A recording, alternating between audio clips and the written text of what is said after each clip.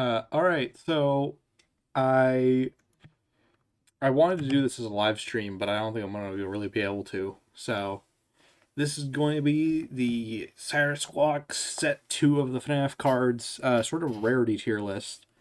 Um, this is something, like I said, wanted to do a live stream. I'm just organizing the cards based on where I think, if I were to make booster packs, their rarity would sit. The lowest tier being tokens. These would be like, you get a token every pack, and by end of pack 24, you would have everything, basically. There are not many tokens in the game as a whole.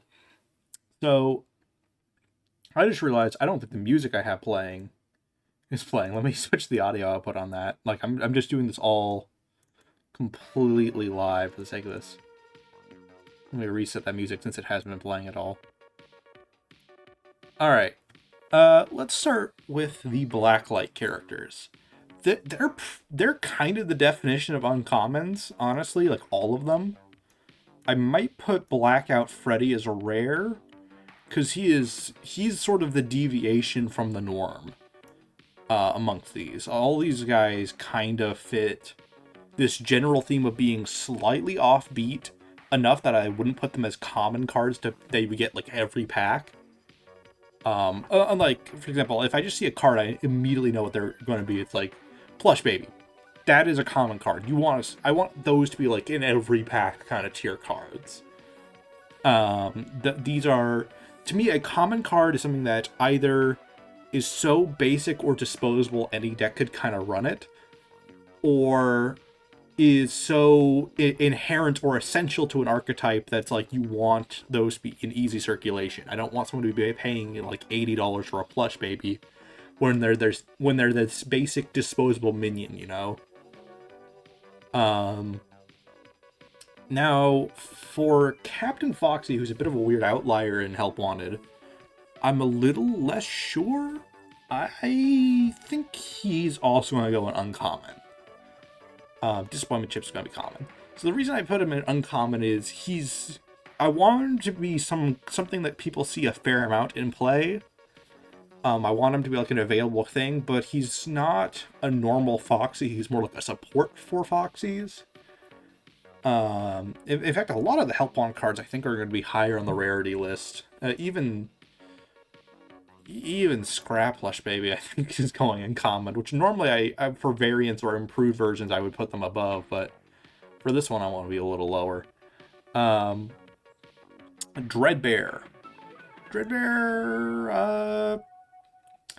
He might go in rare.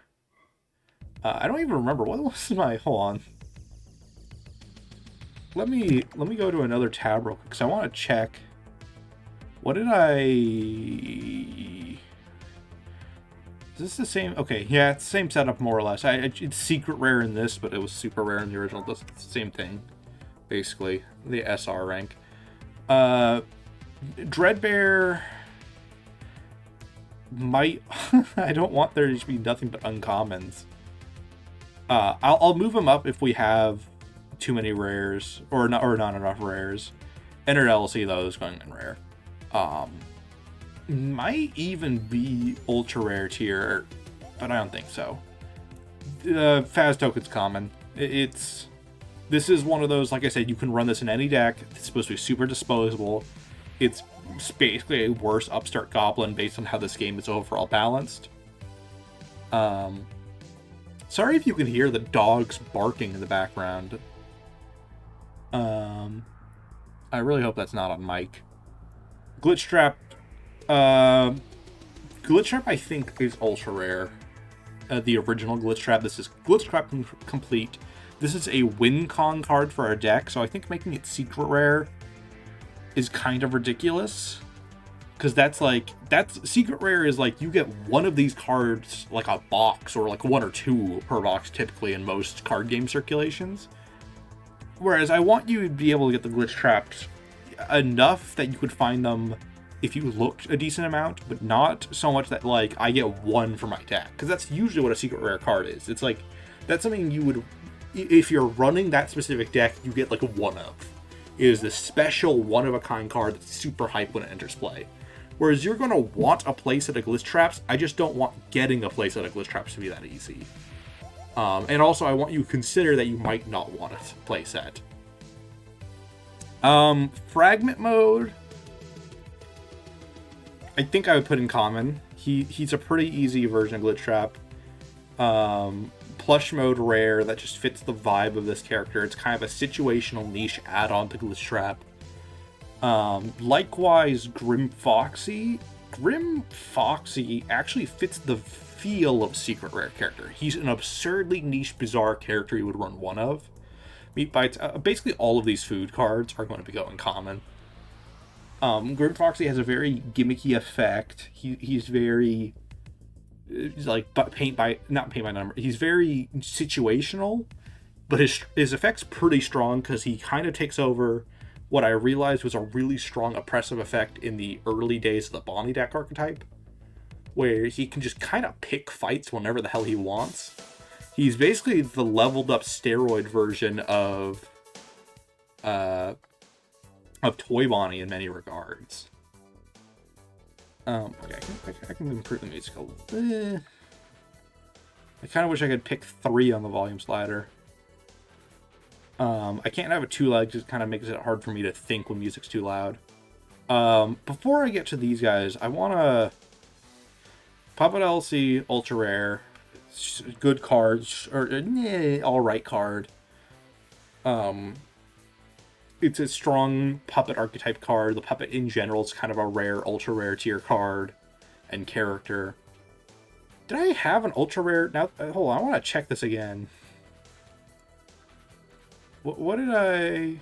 Super rare... Oh, it was... There is no... Okay, this is something I'm going to have to edit the mechanics of for this tier list.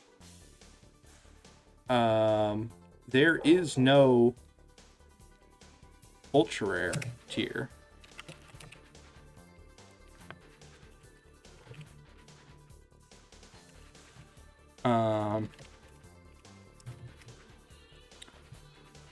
That was my bad.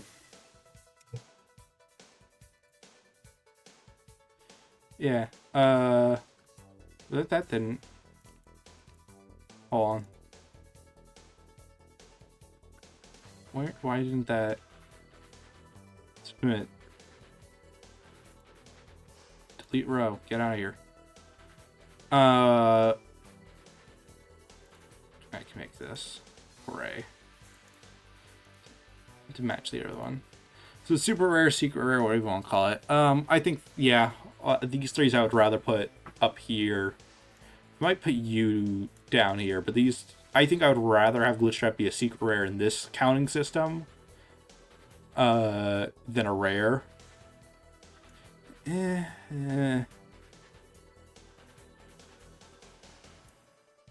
think I would put him in rare, actually, now that made by some. Your Nightmare Endo is more the feel of an uncommon card than a common. You're going secret rare tier. You're an absurdly strong weird card.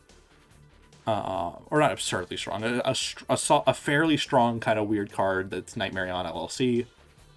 All of these are pretty much LLC cards or original cards per each game. The LLCs are the reproduction characters. You entered the tier list twice. That's my bad. The LLC refers to Fazbear LLC, the modern age Fazbear, which is different from Fazbear Incorporated, which was in the original era. A lot of these like repeat characters, like Nightmare on entered LLC, a Puppet LLC, these are all that era incarnation of the characters. God damn these dogs. I don't know what's getting them so riled up. Royal Lantern. I think this is a card I put in common. I think the light archetype as a whole would be shifted higher. So I think this is kind of one of those like more basic low tier kind of cards. Tape Girl's one I'm split on. I think I'm going to leave Tape Girl for now while I think about that some. Princess should be whatever the tier Glitchtrap is. She's kind of the comparable character in that archetype. There's, if you don't know set 2, because I haven't really made a video on it yet, Set 2 has this whole light versus virus kind of theming going on. So a lot of the light counter cards are stuff like the Princess, the Old Man, Vanny's Helper, which is Jeremy from Help Wanted 2, Cassie. There's a few other cards that kind of splash around with that idea. Those are all for the light side and the light counter mechanic. And the virus characters all function on virus counters. They kind of have two different opposing game plans. The light counters whole thing is to spread light counters more evenly across the board and remove viruses from play. Whereas the virus counters whole thing is like, yeah, it's infecting and spreading across that, but those are all... Like, the meme I used was Glitchtrap feudalism. Like, he's the king up top, and it's all just work for him. His mechanic is that if he gets 12 virus counters placed on him, he automatically force wins the game via an alternate win condition. And that means, like, your virus counters on the map are almost more just stalling time to build up to him. Like, it's a ticking time bomb where he's working for himself. Whereas the lights counters is more about, like, placing lights on each character on the map. And if you have enough, you can play this card called 3-Star Ending, which is a secret rare card, wherever it is. It's going to be... 3-Star Ending is around... here it is. 3-star secret rare. That easily secret rare. This is, I think, the textbook example of, like, a special kind of card that deserves that tier. Withered LLCs are sort of the furthest version of their WinCon archetypes. Like, if you manage to play any one of these four, which is not easy because they all share a special requirement for play, where they cannot be played unless you have 10 or more cards in your salvage, which is a fourth of your deck in the game, because this game has a 40 card set deck size. So that is a set amount where that's a fourth of your deck every time. That is scary. As a requirement to play these cards. They are all late game cards because of that. But they're all absurdly busted cards.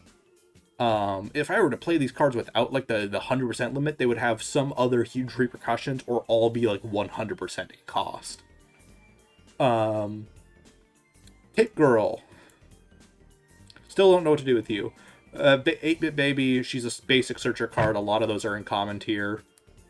Actually, let me throw in BB. I repeated a lot here.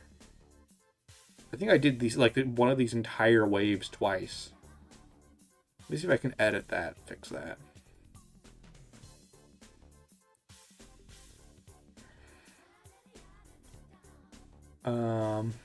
Let's kill...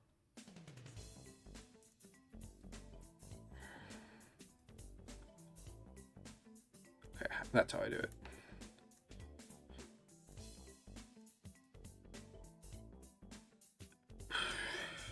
There we go. So yeah, I should have, yep, only one row of these now.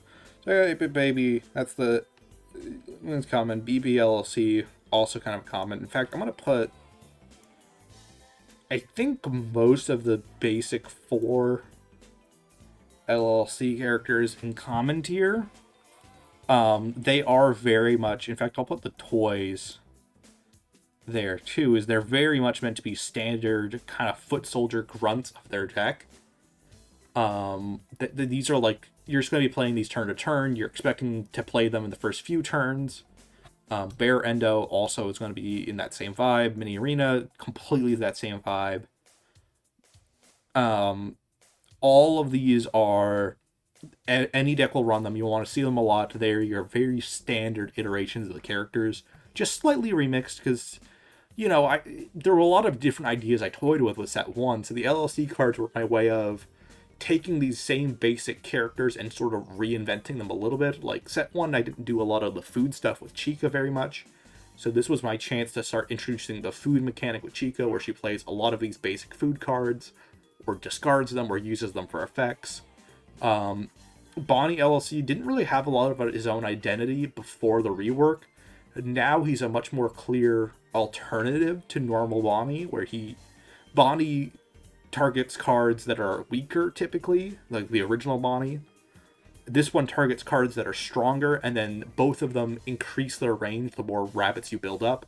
So at a full board, both of these can kind of go with anything.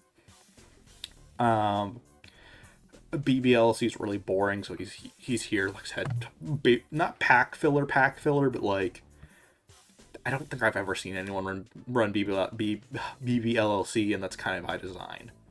Mini Arena's disposable little, like, soaks some hits, gets you a little bit of power, doesn't really do much else. This is basically the Mini Arena 2 card in many regards. Like, I never made a Mini Arena 2, but this is what it would be.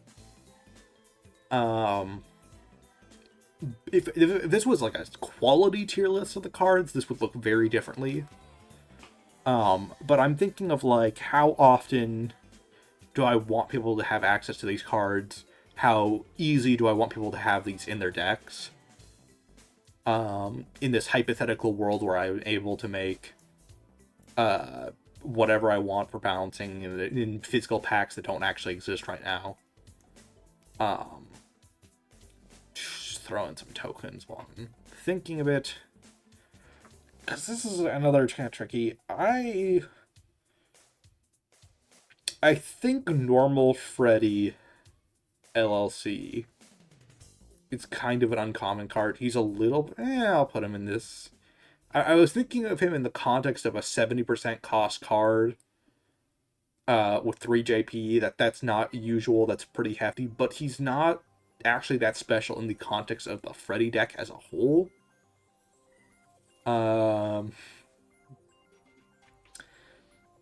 Baby might work her way into uncommon, though. She is kind of special in her deck. She's a huge combo extender. She's a lot easier to play than the normal Baby is. She's meant to be a sort of simpler glue to make that deck more consistent, because it was a deck that struggled a lot with... It didn't have a lot of cards in it, really. Like, I kind of sacrificed Baby's function as a member of the Fun Times to favor her as a member of her own archetype, because I knew in later sets there would be more and more iterations of her. But for this one, for that initial set, she kind of was underwhelming. But I think she can do a lot now that she has the LLC supports. Ballora, I think ultimately she's a common card. This one is... if I were to scale it with the rest of the characters like it, I would put Funtime Freddy LLC in common.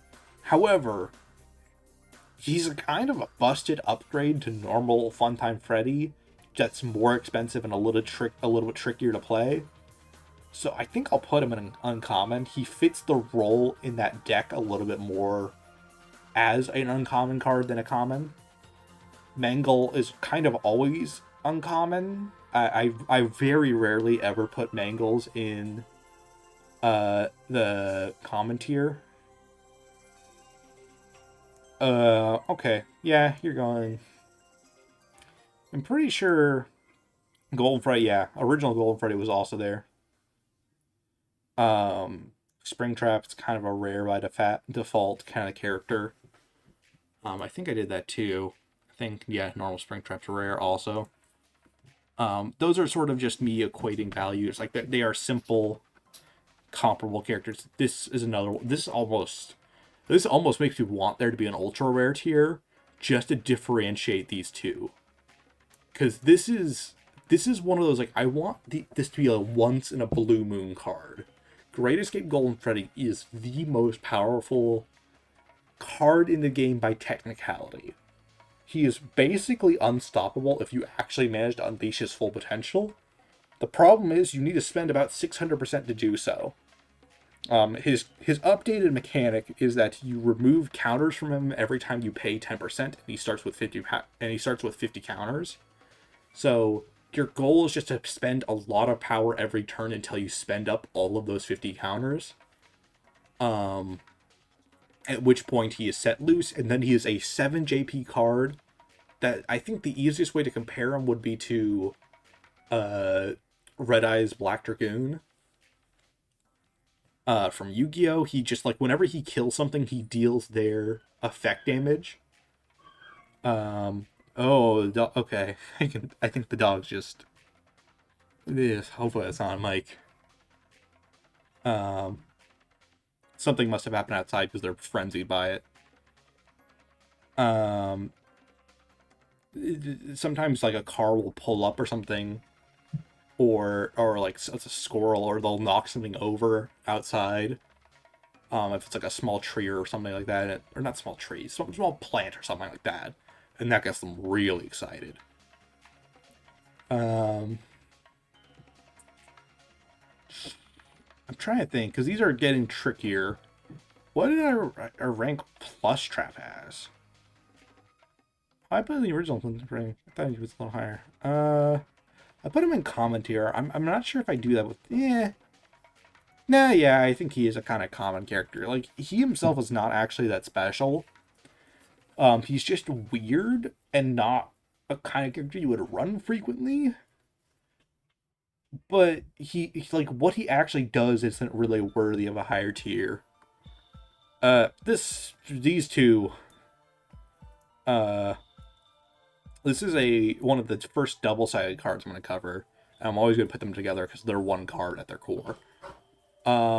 So Big Bad Foxy is a Red Riding Hood, Little Red Riding Hood, iteration of Foxy from FNaF AR. This is the first one of the weird ones we're going to get into. He was added into the game as a joke when I was trying to think of what do I do for like various AR characters to adapt, and I originally was only going to do one iteration for each character, but I ended up doing for some of them multiple, and this was one of the multiple, and this one was so goddamn silly. It basically, the easiest way to explain it is he builds up cookie counters on himself and then flips between stockpiling them to a version of himself that purely uses them for aggressive purposes. So it's like the wolf mode takes all those cookie counters and uses them for attack power. The grandma mode stockpiles the counters. In reality, I probably could have fit this onto one card, but because his whole thing is switching between the two, I made it double-sided. Even though it really doesn't need to be. Katrina. Okay, so this is one of those. Do I rank this on the level of weirdness for their original archetypes, or for what they actually functionally support for some of these? Because the AR skin versions of the toys are all supports for like these three. They are all supports for the virus archetype. And it's mainly because these two had virus theming and this one's death themed, Dia de los Muertos. Muertos, whatever. I mispronounced it. What matters is these three are virus counter support. So they're kind of common foot soldiers under the virus archetype, so I think I'll put them there. I kind of always need more commons. Liberty Chica.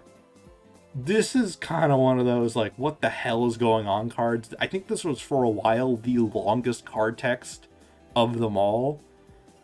I didn't know what to do with this one, because I wrote down Liberty Chica in my notes as the Chica representation from FNaF AR, and then I spent about a month, like, beating my head against a wall trying to justify what she would do. Like, how do you represent Liberty in a card game? And eventually, my friend Tito, I was on call with him, I was mentioning that I was trying to write down cards, and he said, like, and I asked him, like, what do you think Liberty Chica should do? And he said, like, well, if she's 4th of July themed, what if she instigated some sort of hot dog eating hot contest mechanic? And then that got me brainstorming and us talking, like, what would that look like in a card game? Eventually we settled on, like, this idea that you return all customization from your salvage to your deck, and then shuffle them, and then you start revealing the top cards of your deck until you find a customization, and then you play that for no cost or deal 1 damage if you're the first one to find it. And it's both players racing to find it. So they're both revealing 1 card at a time, and if they resolve at the same time, nothing happens. If you resolve it first, you get to either deal 1 damage or play that card for no cost. Which, considering how strong the customizations in this game can be a pretty big deal. That can be a free death coin, for example, which is just a free kill on any card. So it favors the Chica deck, which plays a lot of customizations because all food cards are. So that's how she kind of fits into that archetype. And I made it general customizations instead of specifically food cards because I wanted other decks to potentially be able to use this. I like including intentional jank sometimes to try and justify like how these two things might overlap conceptually. Music's very quiet, so there we go. So yeah, she's kind of a rare card. Not quite secret rare in terms of her actual functionality, but like these are absurdly strong cards in practice is the idea. Or really esoteric, intimidating cards where like they get played and you're like, oh shit, that guy? That one? Character bundle, I think so. I think these two are just going to be in common. They're not much special. I don't even remember what does character bundle do. I don't remember what this one does, honestly, which is kind of why I'm sticking in common tier. I think I've settled on Tape Girl and Uncommon. Just kind of a boring resolution for her. But I mean, she's a little bit more special than a common card. But not by much. In fact, I kind of... She's like a 1.5 kind of tier character.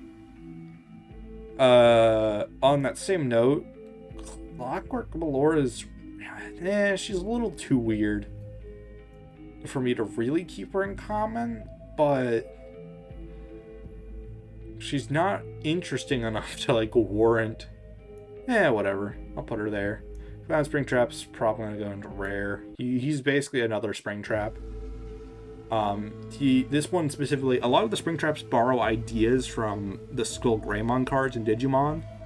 In this case, this one is based on the promo Skull Greymon.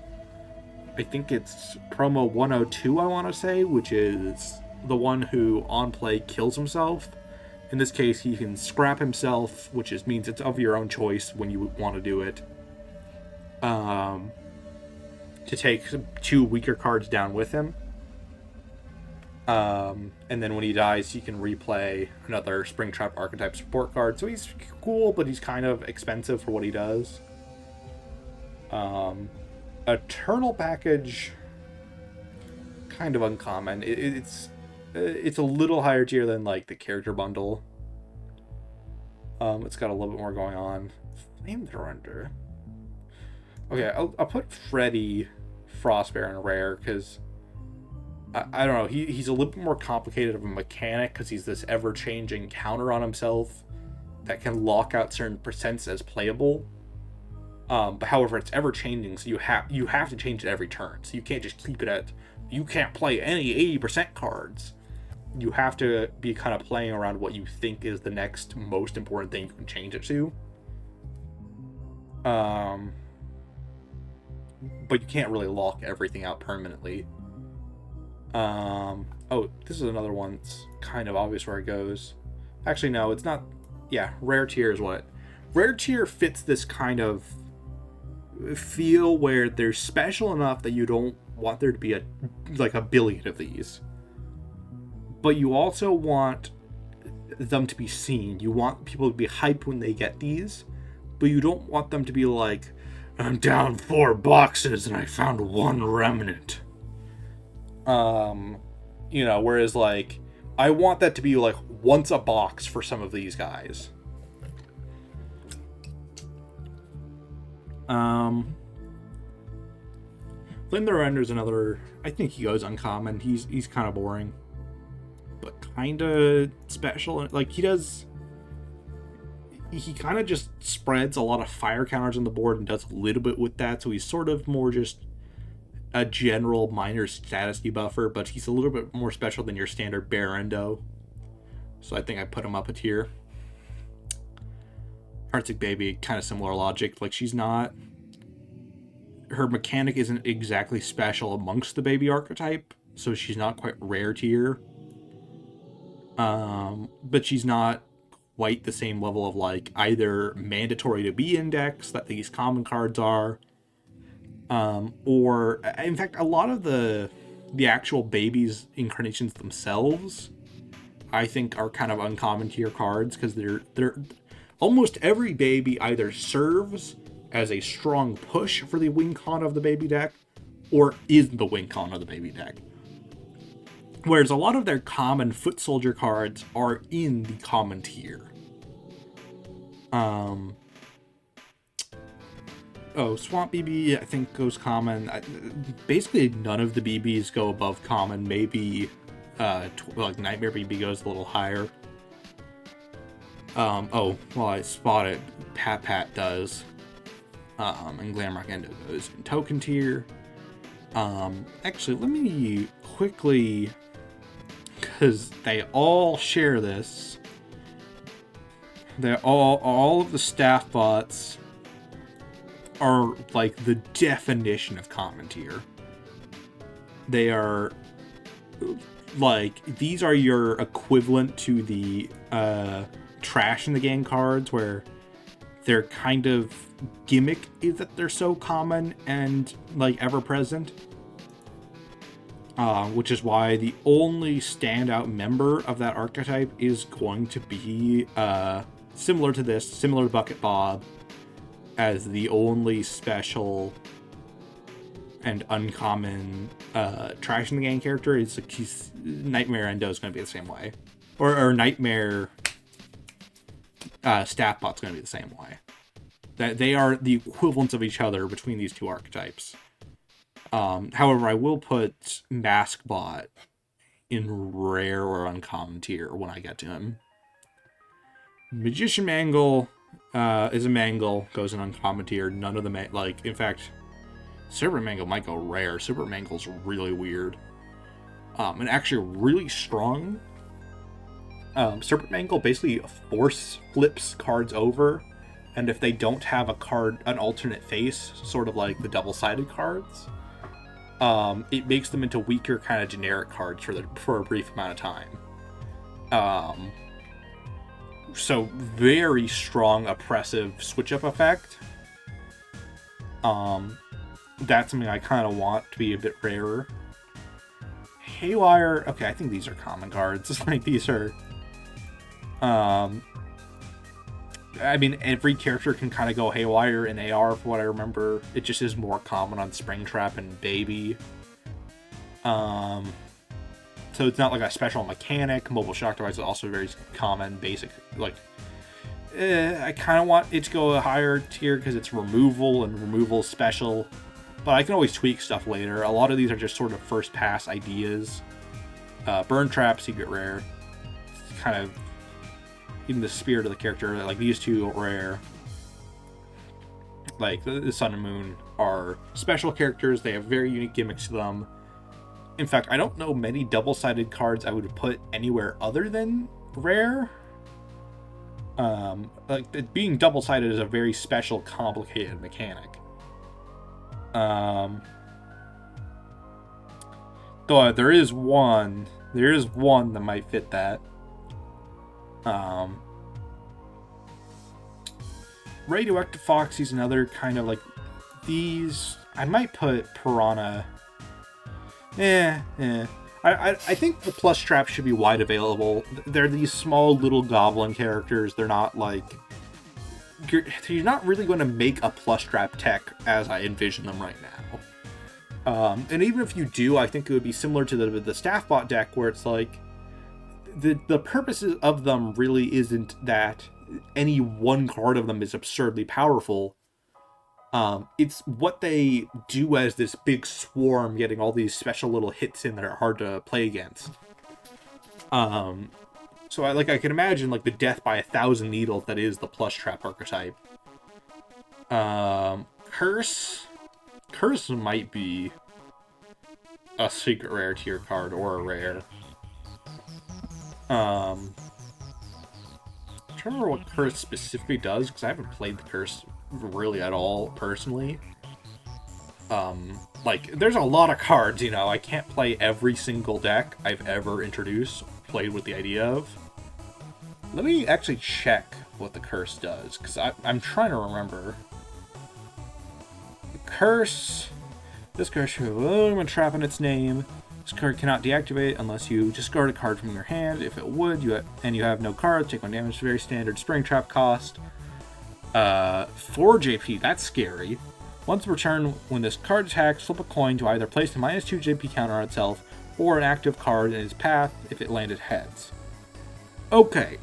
Oh yeah, that's a secret rare card. I remembered when I heard the title of the Curse and saw its design, I'm like, I have to just do this character in concept justice if I can. The Curse is a strong effect, but it's kind of all or nothing. I do try to make gambling cards every now and then, but I always want the gambling cards to be really strong on paper, because you are gambling. That's something I feel like a lot of card games are kind of afraid to do. Like, Cup of Ace is good, and is one of the best examples of a gambling card, where it's like that effect is strong and kind of worth it if you manage to pull it off. But sometimes it just feels like something's tied to a dice or a coin flip when it could have just been a basic effect. Oh. What do I do? These characters are weird. These are the on-tour versions of them. I need to be a little quieter while I think about this. So, they're all pretty cheap and basic. They're all really standard, simple cards on a surface level. However, they're niche members of a greater, more complicated archetype. Or specifically, so what all of the on-tour characters do, except for you, you're on tour by technicality, because you're in the same art style as them, so I threw you in that archetype, because why not? So these 4 all have a mechanic that when you add a light counter to them, they do a simple positive effect, and if you remove a virus counter from them, they do a more complicated effect. That's a little bit more, that tends to be a bit more extreme. Usually is better in greater application. For example, when you add a light counter to this card, this one being Freddy on tour, gain 10%. Virus, you may remove a virus counter from this card to pay 10% and draw 1, then discard 1. I probably will make that draw 2, I just realized. I don't know why I left that pay 10 and draw, that sucks. I just realized that, but okay, if it was draw 2, discard 1, that's pretty good, actually. But draw 1, like, I actually at this point view draw 1, discard 1 almost as equal to a bad effect, as it's a neutral effect. It's more... So let me explain why draw 1, discard 1's kind of messy.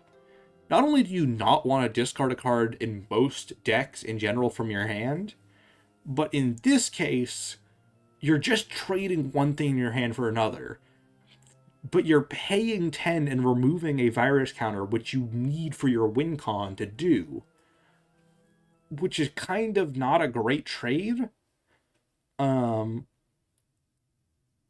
So, but if you draw 2, discard 1, then you're trading spammability, because it doesn't say how, like, this isn't a once per turn effect.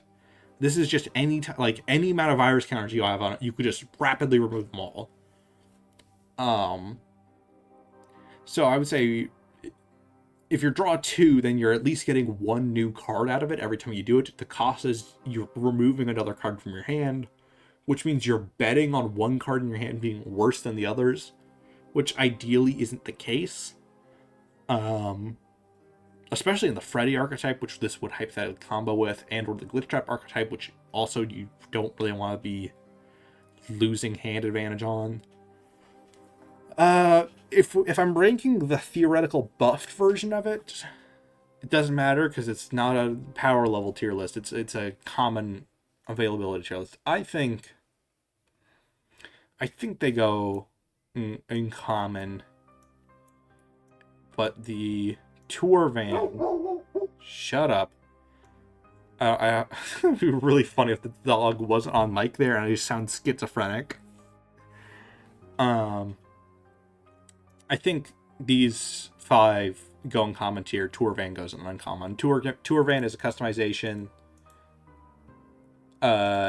Its kind of purpose is you may move a light or virus counter to the from each unique card you control to this card, and then you may redistribute them. You cannot place multiple counters on one card with the same on the same card with this effect. Basically, it allows you to sort of Bowser's Revolution the virus or light counters on the map or in play. So it's a kind of a strong effect in that archetype and niche. So changing it out some. Let me do the upgrades as a whole, because I feel like because of the context they exist within Security Breach, they should all be rare. These are, you have to work quite a bit in game to get these, and in this case, they are also these are niche within a niche. You can't really run these normally in their archetypes because you can't work these with their original, like you can't put Chica's voice box on Glamrock Chica. She already has it, and it specifically says you cannot put it on Glamrock Chica. Same thing with Roxy's Eyes and Monty's Claws. You can put them on their shattered and ruined forms though, so it's a niche within a niche if you're playing them within archetype for the name search ability, because they have Chica, they have Monty, and they have Roxy in the name. There isn't currently a Roxy or Monty searcher, really. They sort of just fall under the greater Glamrock umbrella. But if I ever design those, like, they'd be searchable there. What you really want these 3 cards for is, where is he? Hold on. You want them for him, Glamrock Freddy, who's a rare card. And so is Gregory. These two have a sort of sub-archetype that a lot of these cards reference, where the goal of the Gregory Glamrock Freddy deck is they work together constantly around the map, and your goal is to keep scaling up Glamrock Freddy and Gregory for this end game where they're these supercharged, like, buffed to all hell little duo of cards. This also means in the modern powers, let me pull this up, because I want people to see that this is an actual card you can play in this game. You can now play Gregory with a gun. This card cannot be played unless you control a human on the map. Choose a card that, in that human's path, your opponent must either discard the top card of their deck for each point of JP that card has, or send it to the salvage. It has a special bonus effect for Vanessa, but that doesn't matter to this context. The point is, you can give Gregory a gun and you can shoot your opponent's cards. There's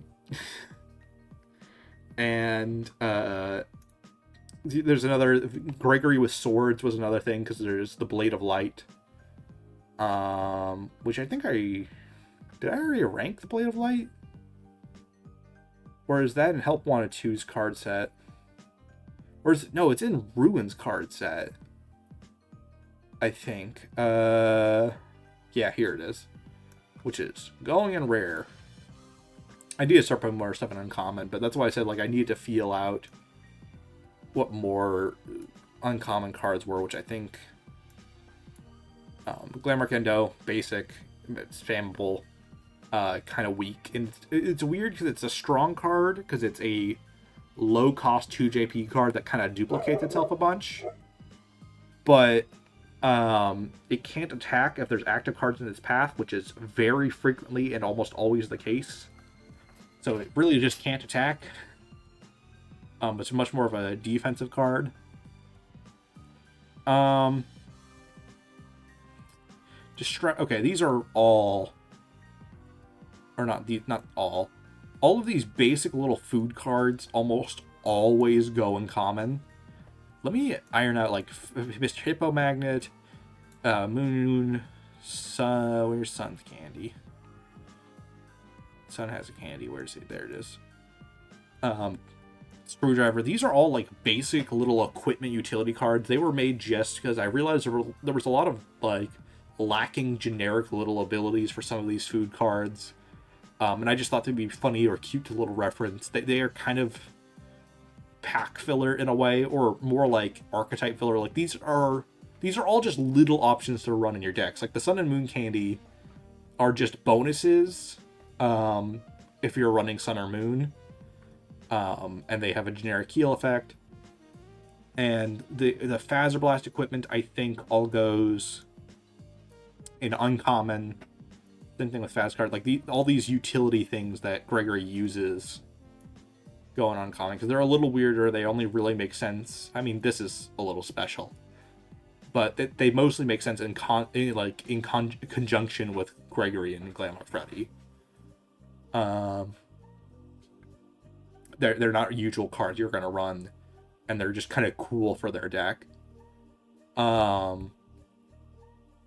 Chica, I think I'll lower. This is a secret rare. Gigamonti's a joke card. I don't think I would even make him a real character if I seriously published or produced this game in any real capacity.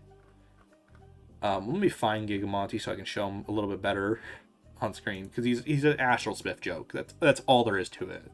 He's a Giga Chad character. He has an absurdly specific play requirement. Like, this is the stupidest play requirement I think I've ever made. You can only play this card by discarding Unload the Area from your hand with Monty Gator in play. Send a Monty Gator from your map to the salvage and play this card where he was and pay his cost. So in total, he typically floats at around, depending on if the Monty in question was Monty, like Monty's Claws, because this changes the name of the character you attach it to, or makes them additionally count as that. Or if you're actually just running normal Monty, that's about 80% typically for play cost. If you're running him with normal Monty, running this with normal Monty's, I think 40 or 50, I don't remember specifically. It's a silly card. It exists for the specific joke that you can summon Gigamonti in Security Breach by unloading the area and then coming back, which Unload the Area is a card in the game. It is a joke customization, which I think goes in uncommon tier. It would be really funny to make Unload the Area common, because of how common of occurrence it feels like it is. But no, uncommon fits it a bit more. It's a command deactivate for the entire board. Or your entire enemy's board. Which is command force tapping them all, which makes them vulnerable for attacks. Which is strong, but it's kind of situational because it's only on your turn. What's the difference at the same point? Glamrock Kelpie, common. Hippo, rare. That's secret rare, actually. It's a lot of these stupid joke characters who are really busted but only playable in the most niche, absurdly specific scenarios kind of go in secret rare, because that's kind of its vibe. Like, these are meant to feel secret, you know? You stumbled upon something you weren't meant to see, almost. Is kind of what I would describe these all as. In fact, I might demote these two with that in mind, but I like them being secret rare. These are really specific niche cards. Actually, I want you a little bit more common. Let me pull up Glamrock Hippo. I had fun tweaking the Security Breach background for this to be the Mr. Hippo color palette. This was a hard card to balance, because usually the gag for Glamrock Hippo, or Mr. Hippo, and the mediocre melodies as a whole, is they don't work. That's usually what I do with them in this game. they have these interesting, strong effects that go nowhere. Like, they're combo characters for the sake of nothing. And that's a bit of a meta gag based on, if you know a lot about trading card games, you know the worst thing a deck can sometimes have is no end destination by design. This is what I would argue is the biggest thing that got me to stop playing Yu-Gi-Oh!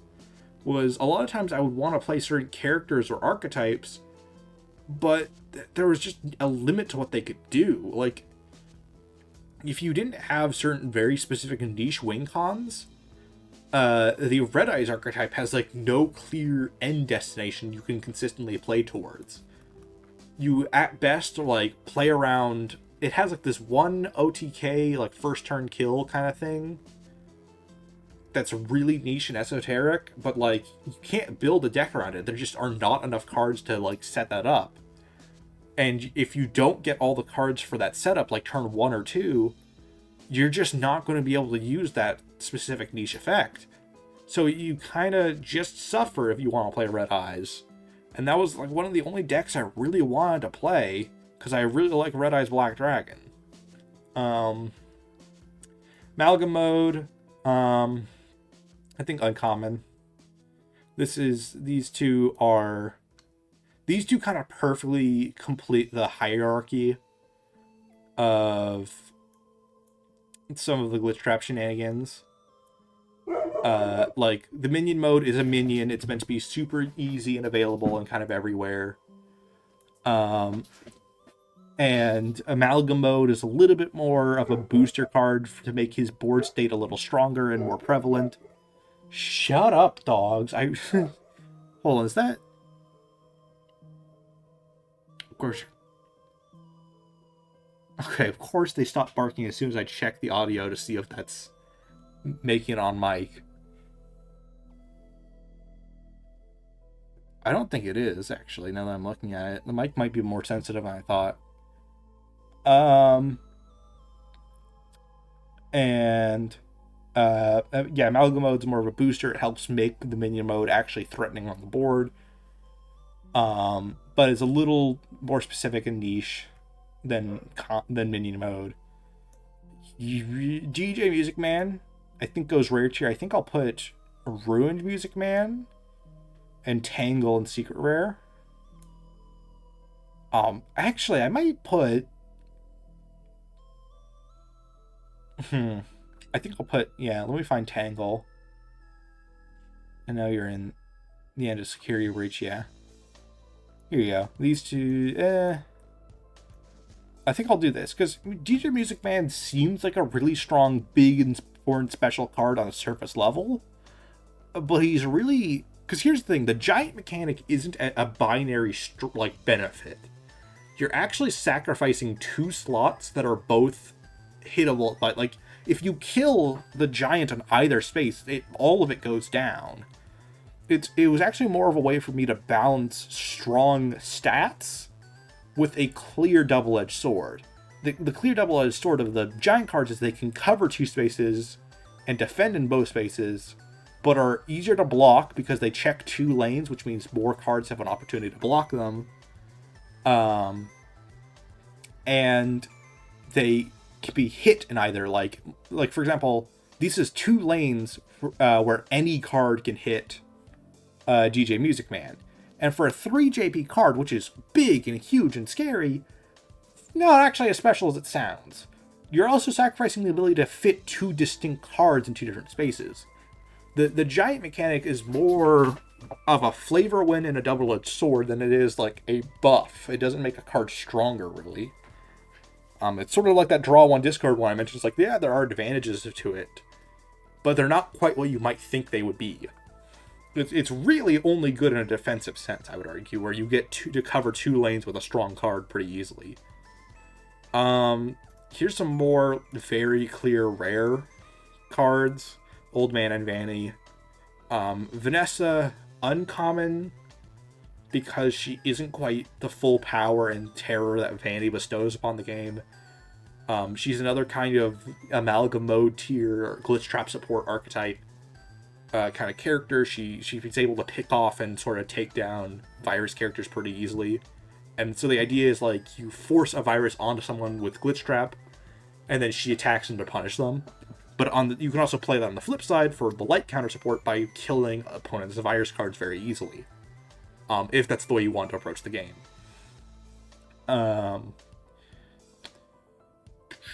I've been kind of avoiding I Miss Him.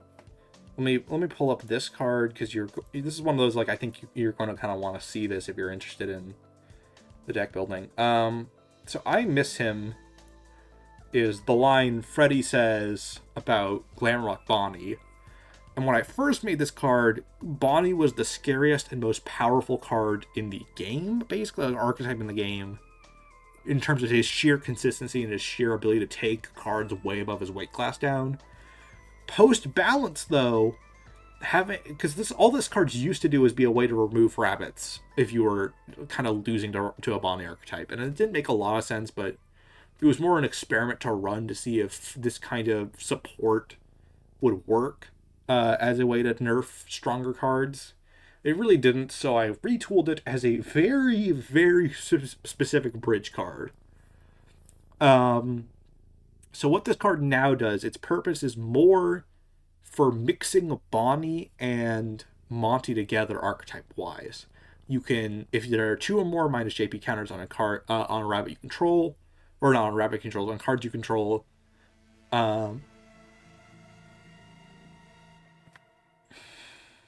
what's that? Oh, that's the end of the Celeste soundtrack.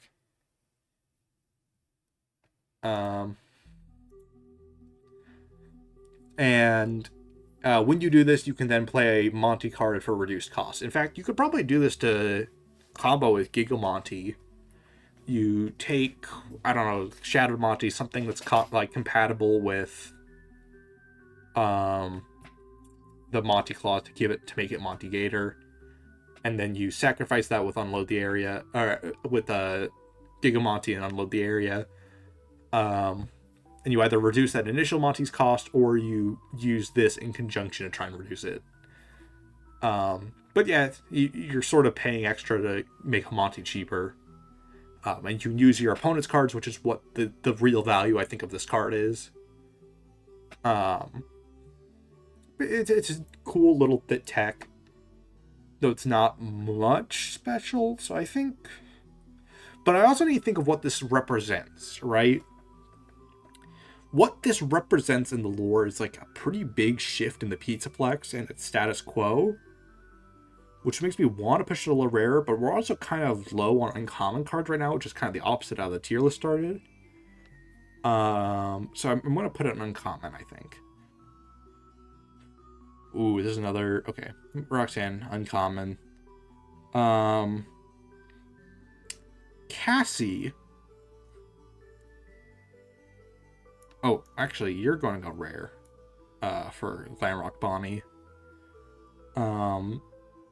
That's kind of self-explanatory. He's a special character. He's not... do I make him secret rare for flavor? I think I make him secret rare for the sake of flavor. Because he's supposed to be the secret, extremely obscure character. Ruined Eclipse is the same thing. Same vibe as like this extremely obscure specific moment and hard to unlock kind of character and entity in the story. So...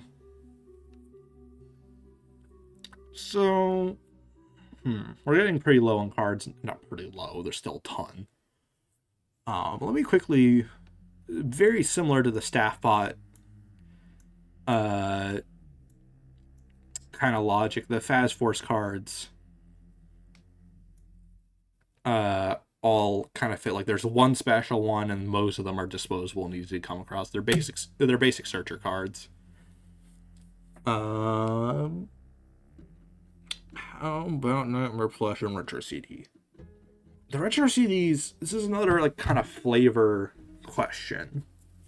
Because I don't think the effect itself for the Retro CDs, it makes it worth being a rare card. However, CDs have that sort of special holographic kind of look to them on the bottom, that sort of shiny reflectiveness. And I'm assuming if it's a rare card, it would have that, sort of like Digimon. And some other card games where rare just means shiny, and less common. And also, it is supposed to be a rare collectible in game.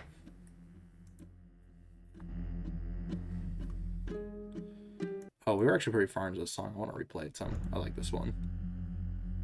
So I think I'll put it in rare for flavor, even if its mechanic isn't particularly. Let me pull up Retro CD so I can explain this, because this is a little bit more complicated. You may add, you may add a virus counter to a human in play, or send a human to the salvage with a play cost of 10% or less. Add 10% to this card's range for every virus counter on a human or card with Glamrock in play. This is basically Gregory support, because Gregory can help kind of increase the range of virus counters. It combos with a set 3 card called GGY, which is, referring to Gregory now, seemingly. GGY is this card, and every time you play a customization, you may add a virus counter to a card on your map. As you may remember, there's a ton of customizations that support for Gregory. That's Faz Blaster, Faz Camera, Faz Watch, Faz Card. It's not really a Gregory support card, but you could run it there if you wanted. Freddy Faz Treat, Fizzy Faz. All of those have specific synergy with Gregory. So like you're playing a fair amount of customizations, and this card can go anywhere on your map. And so you can spam quite a bit of virus counters to your map with DGY, which could mean boosting Glamrock Freddy. It could mean using Retro CD for removal purposes. It could mean you could just be stockpiling viruses on Gregory. It means you could start moving those counters to Glitchtrap with GGY, or Glitchtrap's own effect to speed up his win con. Like this, now that I'm thinking more and more about it, it does fit rare more and more. But I kind of was talking myself out of it because I kind of forgot what it did a bit. Well, I remembered loosely what it did. I just didn't remember the specifics of it. Okay, I think.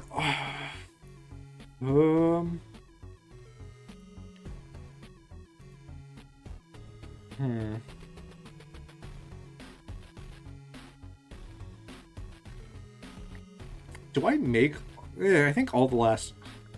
I think Nightmare Plush will just be uncommon. Flavor-wise, I would put it higher in rarity. But... I think I'll keep it an uncommon because it's not really that special of a card.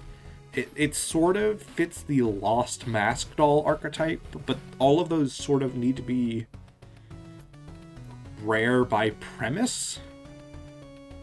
I'm gonna have to start moving around some of what's rare and what's not rare. Like, by the premise of the Lost Mask Dolls in-game and their functions, they sort of have to be rare. However, there's a lot of them, and I don't really like them all being rare. But I will make up for that by putting Vanny in uncommon. I think... Let me look at some of these remaining cards a bit. Pickpatch LLC can go in common. In fact, I think all the space characters can go in common. Like, every single one of them. Except for maybe space. Actually, there isn't a common Golden Freddy card, really. This actually reminds me of something that occasionally happens in packs of card games if you collect any card games. There'll be like a archetype is usually very rare and special, but for whatever reason there will be a member of it that is just super dirt cheap or common or prevalent. I think this fits that. It's something you think would be more special than it really is. Stale popcorns, food card goes cheap, ever prevalent. Let me think about that one. Alright, Security Breached and Safe Mode, completely opposite cards, conceptually. So Security Breach, or Safe Mode, is an uncommon card, I think. It's another part of the Gregory Glamrock Freddy archetype. It basically makes the spamming of customization support cards a little bit more manageable by reducing the cost, and places a virus counter on Glamrock Freddy, which if you wanted to combine with Princess Quest... Okay, it's starting to autoplay songs off of my pre-made playlist. So I'm just going to start going to random Undertale songs or stuff that appears in the list. Let me check my actual video OSTs though. Hold on. This is what happens when I'm trying to do the soundtrack live.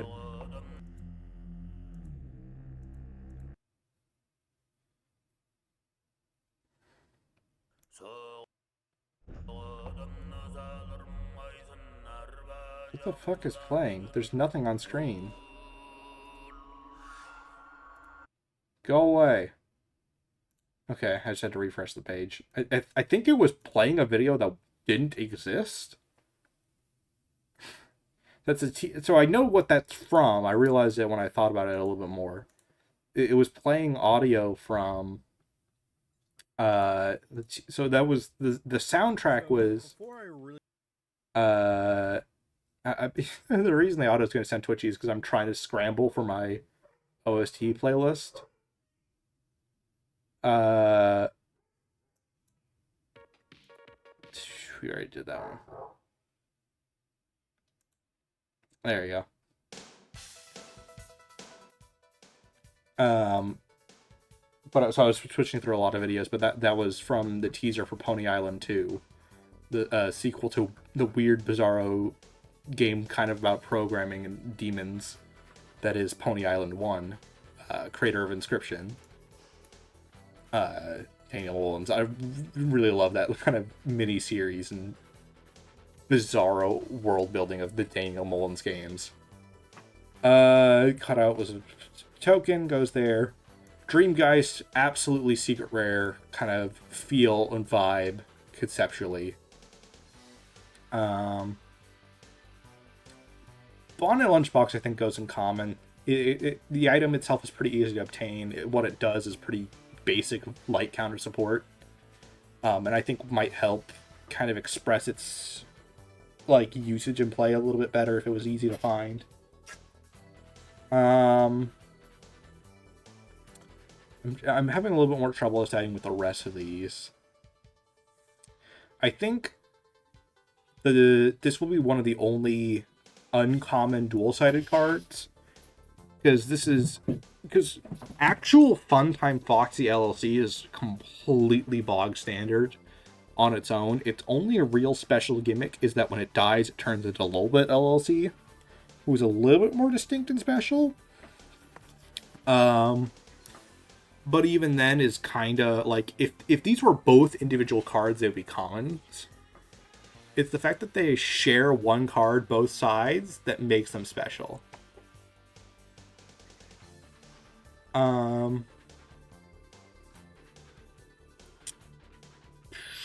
I'm considering with the rest of these. I think Cassie goes in the same tier as like Mike Schmidt and stuff and the other. They're a little bit more like Jeremy Phone Guy, let me go to uncommon. These guys not... Did I put these in common tier? I guess I did. Oh yeah, it's because I had the logic of like they were super prevalent and you kind of always want them to be there. But Cassie's a little bit more niche and special, so I think I'll put her in uncommon.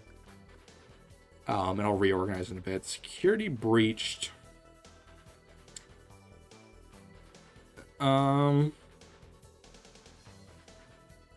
It's the equivalent of the card Yggdrasil, which is what these both do is you pick something on your map and then you place either virus counters for security breached or light counters for Yggdrasil on every card surrounding those. So it's a huge, big way to spread a lot of those counters on the board very quickly, which makes them kind of special. So I think rare, I'm just kind of upset with how many things I put in rare tier. So I'm probably gonna have to start picking stuff off to throw them down a little bit. But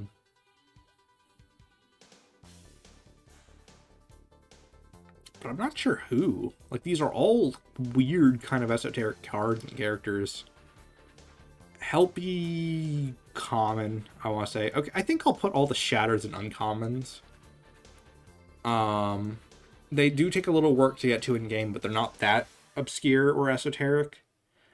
Neither are they in functionality, but they're a little bit like more distinct from the tier below them.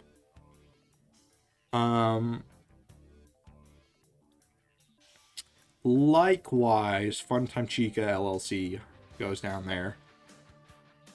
And I'm trying to think, are there any other... Yendo, also kind of in that vibe, a little bit more special than commons, not much more distinct from rares. Like, these aren't... You'll be happy to see these in a pack if you're playing their archetypes. Like, if you're running the Endo archetype, you'll think Yendo's kind of cool. Specifically that one that has a few more distinct gimmicks to him than usual. What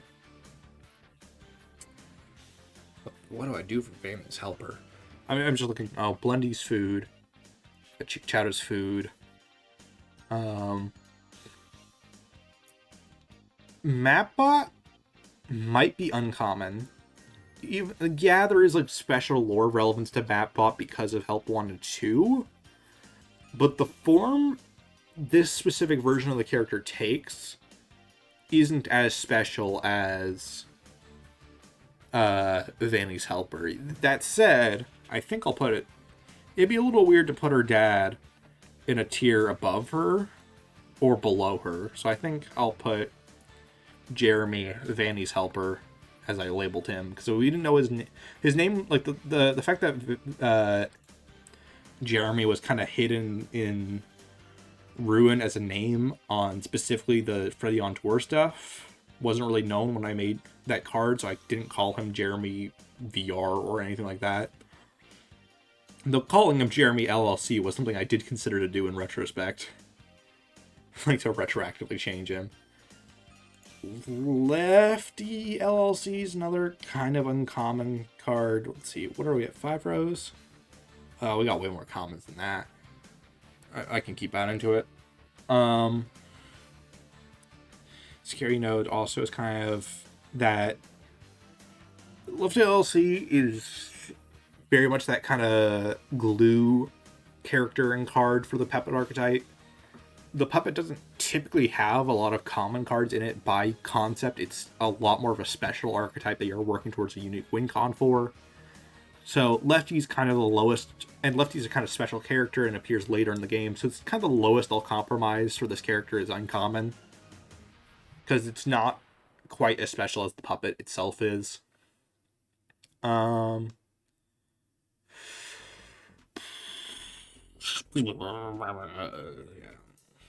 Meat pretzel, food. Copy prize machine common. It's just a simple gambling tool. That makes you, it gives you ability to play some cards a little cheaper if you gamble right. The comedy and tragedy masks are little. I don't want those to be like in every pack. They're actually, once again, this is one of those, like, you have to think about someone opening these packs and what mechanics and things they're being exposed to bit by bit. In this case, because this is the first set that introduces the double-sided mechanic, this kind of foreshadows some rarer cards, I think, to see them a decent bit. And they're also pretty easy items to collect in Ruin, all things relatively considered, from what I remember. So, like I said, this kind of teaches you about a mechanic a little bit before you get to the more complicated incarnations of them in the rare tier. And I think right up next to the originals, I'm going to put the Ruin versions of Sun and Moon, Ruined Sun, Ruined Moon. They share a very similar mechanic, but flipped. So with normal Sun and Moon, they stay themselves until you put either a virus or light counter on them, and that flips them over. For Moon, if you place a light counter on him, it flips into Sun. If Sun gets a virus counter, he flips over to Moon. These two are the reverse, where they'll automatically flip over at the end of the turn if you didn't place their counter of choice on them. So you'll have to keep sustaining Sun with light counters, or you have to keep sustaining Moon with virus counters, because they're more unstable, they're harder to control and work with, is the kind of flavor and function of them. As well as Roxoxy, I think... Let's go with some stuff I'm a little bit more confident in, which is the stuff like Mexis.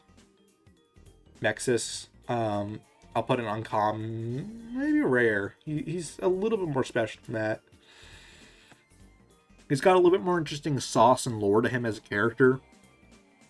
And he's a little bit more distinct to, like, function-wise, he's a uncommon character. Like, if I put him in a if this was an original card game, I was working from scratch, I would put him in, like, uncommon or common. But I think he is a little special enough to deserve rare tier in his overall context. Currently he's uncommon, he's a weird gimmicky character, but he's not special enough to be rare. I'll put all of the basic Fury's Rage characters, because they're all cheap Glamrock support at their core. They all play into the virus mechanic and all that. I'll put the more special versions, like Fury Vanny and Punk Mangle, into uncommon tier. They're a little bit different, they're a little harder to play, and they're kind of later end cards for their specific supports in the virus archetype, and the Glamrock cards. Buff Helpy goes in secret rare. I will not elaborate. What do I do with you? I'll put Faz Pilot Gregory in rare tier. I might put them in secret rare. I'm actually doing a pretty good job of keeping secret rare pretty contained right now, so I think I can afford to put a few of them in there. Faz Pilot's another fusion card.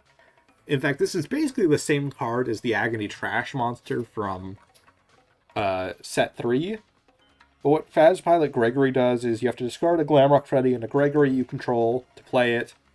And then it's just sort of a beat stick with some minor special properties to it. 4 JP, it's pretty strong, can contest with a lot, actually. Which makes sense. It's a more expensive card. You have to pay some specific requirements to actually use it. And then from there, you can remove a virus counter from a card in play to deal 1 damage to your opponent and increase this card's JP by 1, which this combos with GGY. If you remember, GGY places a ton of virus counters on cards in play. So you start removing those once at a time to deal some bonus damage and increase the JP of Faz Pilot Gregory collectively and slowly. So I'm working on it. It was one of those, it wasn't really easy to build this archetype because it's such a limited, scattered concept across the games. Because, like, yeah, you spend all of Security Breach working with Gregory and Glamrock Freddy together, but, like, there's not a lot of individual things they do. It's not like, oh, they have a ton of special friends they make along the way. It's like, it's really just those two against the world. So either make them part of that archetype, or you have to try and, like, justify these 2 individual cards, which you can only run 3 of in a deck, having more iterations and variations, which is something I'm working on with set 3. And also why I kind of milked any outing I could for these cards. Oh, here's a fun fact about Faz Pilot Gregory.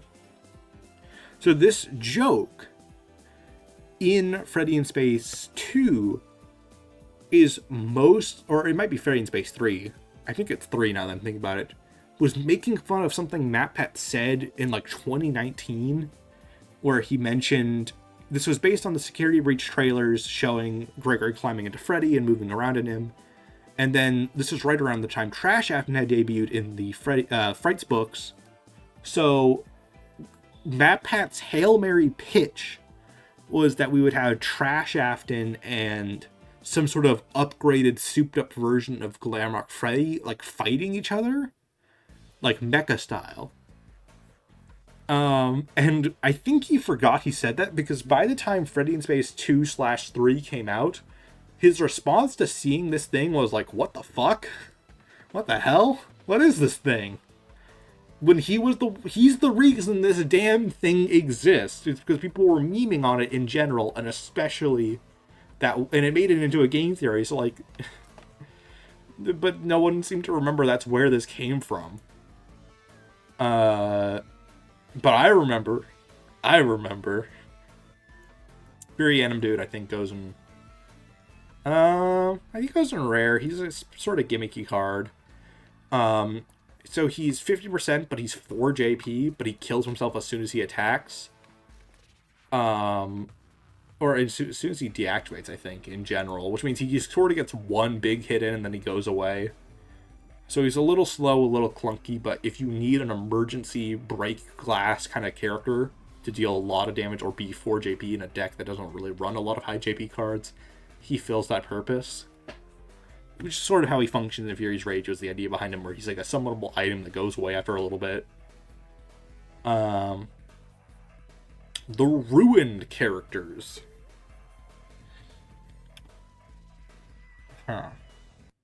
I think Cassie's Flashlight goes in common. It's sort of like the Glitchtrap minions, where it's like it's a basic utility that this deck can run. In this case, in the light counters. Roxy Talkie similar. It's sort of like how a lot of the basic food items like Fizzy, like this is like these two are basically the Fizzy Faz and Frozen Freddy treats of the light archetype and for Cassie's kit. So they kind of run in there, I would say, overall. Inhibitor. Let me check something. Where did I put stuff like Defy the Laws of Physics? Yeah, I put a lot of the basic archetype support cards in common tier in the last one. So Inhibitor, I think, goes there. Faz Wrench is a little bit more special, so I'll put it on uncommon. It's just a stronger overall effect. It's similar to Flashlight in set 1, which I think was a common card, but this is a little bit more extreme. It removes all counters of one type on a card and allows you to, in some cases, even deactivate that card.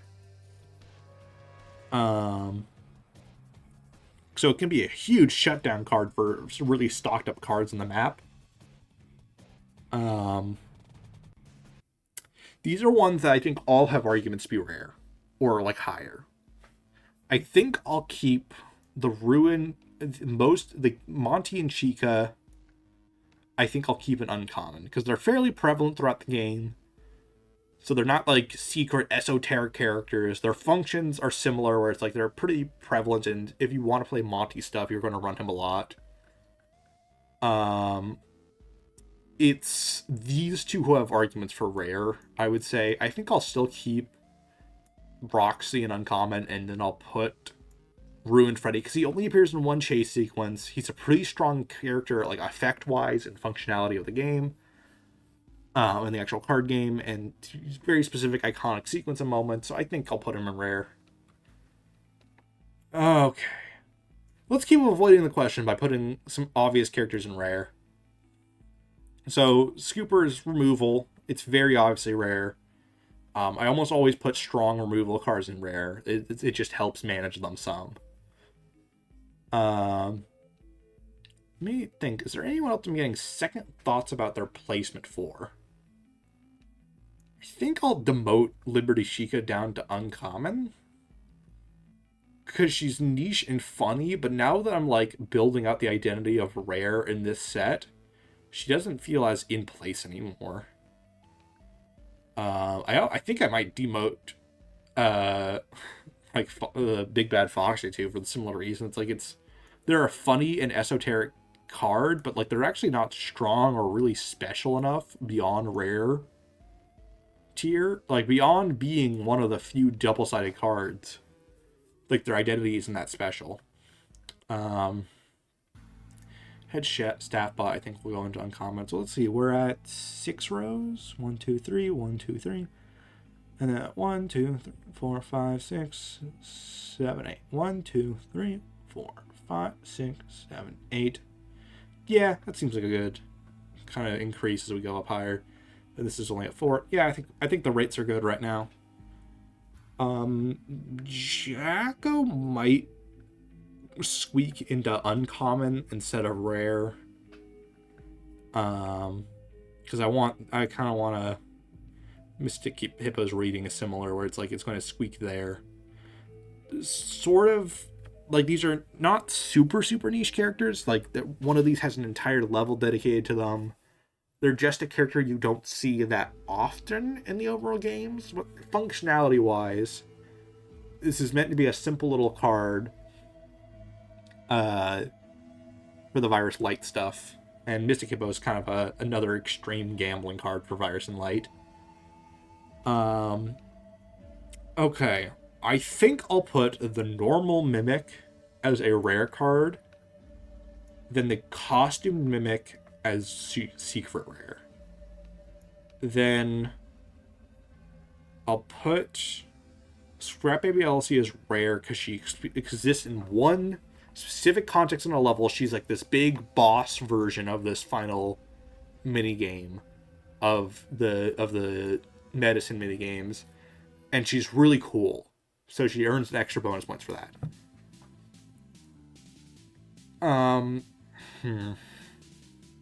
I think we need more secret rare cards, honestly, is what I'm considering, looking at all of this.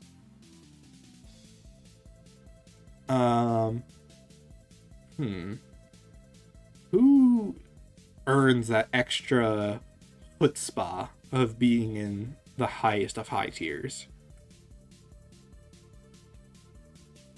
of the rarity? I think it's going to be the normal Mimic. The normal Mimic is a very special sequence character, extreme lore relevance, very strong core effect. And while you can run 3 of them in the Mimic archetype, and that's kind of ideal, I still would like it to be special, you know, like to have a full 3 Mimics running in your deck, because you don't need 3. And I do think I like Ruined Music Man staying in rare. Anyone else, I think their placement doesn't really fit anymore. Now that I've got, I do.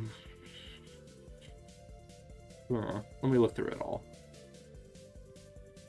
No, I think a lot of these are basic archetype support down here, which is what they're all supposed to sort of be. And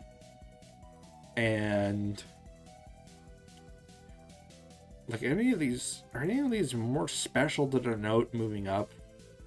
Radioactive, kind of, but he's just another Foxy at his core. Just that works in reverse, where you're placing counters on opponents' cards that have specific weird debuffs that aren't JP based. Now that I'm looking back at all of it, I don't think I actually want to change very much. The rare team scene, like I actually think the spread is pretty good on all these. Yeah, I think I'll keep it all like this. I think I'm pretty satisfied with all this. Like I'm looking for something to move, and I'm not really finding what I thought I would. I felt like there was a few ones I would want to move in hindsight, but I think I'm good with this. I think this rarity will work. So that's all. Bye.